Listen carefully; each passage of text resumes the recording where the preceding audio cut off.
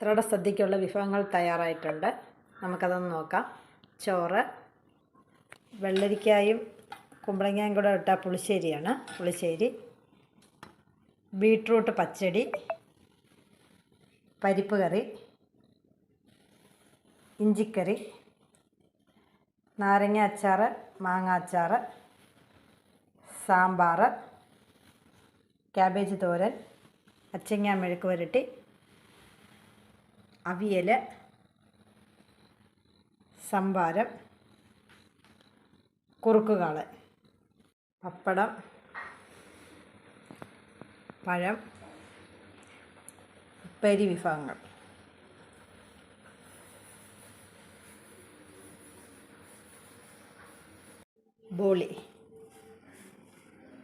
ബോളിയും പാലട പായസവും ഇവിടെ റെഡി ആയിട്ടുണ്ട്.